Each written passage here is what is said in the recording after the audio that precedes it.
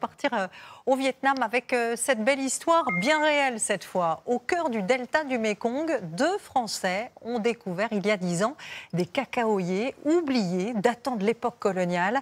Ils ont décidé de les exploiter sur place et leur chocolat est aujourd'hui l'un des meilleurs du monde. Reportage Elena De Paturo et Bichente Akala. Quand on vous parle de chocolat, vous pensez sans doute à l'Afrique ou l'Amérique du Sud. Et pourtant, l'un de nos produits préférés est aussi fabriqué ici, au Vietnam. Un héritage français, jusque dans la prononciation. Chocolat. Partons à la recherche de ces cacaoyers d'exception. Il nous faut quitter Saigon et traverser le Mékong. Nous suivons Vincent, un ancien publicitaire français reconverti dans le chocolat.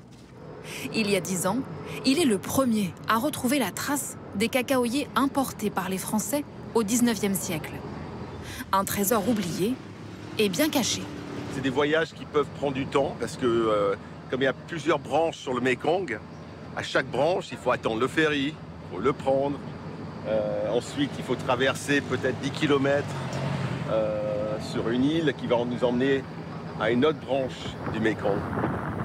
Au milieu des cocotiers, voici enfin les cacaoyers.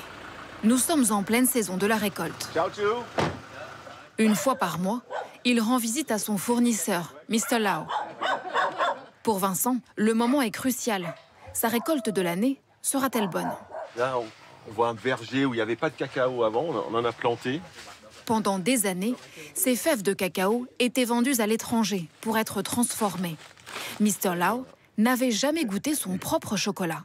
La première fois que j'ai mangé du chocolat vietnamien, je n'y croyais pas. J'étais si fier. Je me suis dit, tout ça vient de chez moi. Wow. Ça ressemble à un litchi, mais à l'intérieur, Magnifique. c'est bien une fève de cacao. Elles sont bien mûres, là. C'est fruité, légèrement acidulé, et il y a beaucoup de saveur dans la pulpe, même. J'ai beau en manger tous les jours, à chaque fois je tombe amoureux de ce goût si sucré.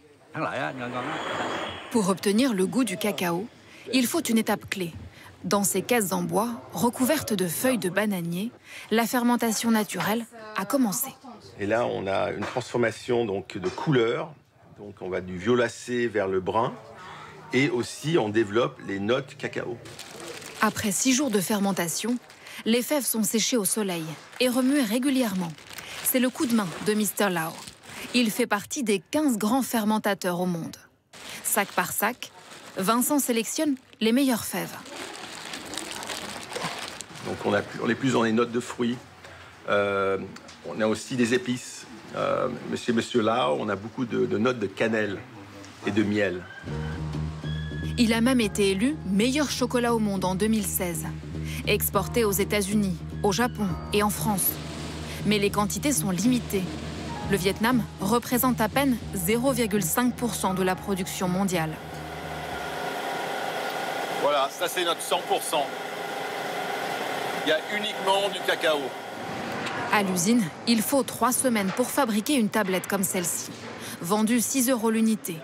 Elles sont emballées à la main. L'entrepôt prend des airs de fabrique de lingots. On dirait de l'or. Oui, c'est vrai. Je suis très fière de travailler dans cet atelier. C'est assez unique au Vietnam. Former les pâtissiers vietnamiens à l'art du chocolat, c'est aujourd'hui la mission de cette chef française. Un peu plus de ganache, chocolat. Stéphanie a dû changer quelques habitudes lors de son arrivée au Vietnam. J'ai désucré toutes les recettes parce que c'était pas du tout adapté au palais. Ils comprenaient pas trop. Paris réussi. La marque a déjà ouvert plus d'une dizaine de boutiques en Asie. Et bientôt en France, dès l'an prochain.